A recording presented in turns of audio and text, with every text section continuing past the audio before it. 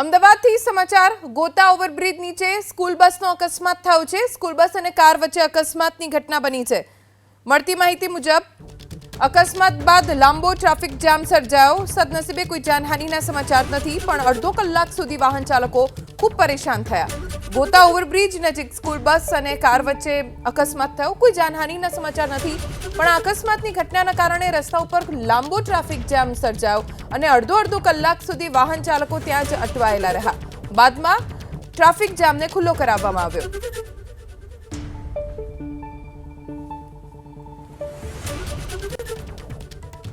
સુરતથી સમાચાર પાલે પોઈન્ટ વિસ્તારમાં સ્કૂલ બસને અકસ્માત નડ્યો। સ્કૂલ બસના અકસ્માતમાં સદનસીબે કોઈ જાનહાનિ નથી થઈ। અકસ્માત સર્જાતા તમામ વિદ્યાર્થીઓને નીચે ઉતારી દેવાયા। આગળ જતા મશીન ભરેલા ટ્રકને અકસ્માત થતા સ્કૂલ બસ સાથે અથડાઈ। ઘટનાની જાણ થતાં જ પોલીસ કાફલો ઘટના સ્થળે પહોંચ્યો। ટ્રાફિક જામ ખૂબ મોટો થઈ ગયો હતો, જેને ખુલ્લો કરવા માટે પોલીસ અધિકારીઓ પહોંચ્યા હતા। મશીન ભરેલા ટ્રક સાથે સ્કૂલ બસની ટક્કર થઈ।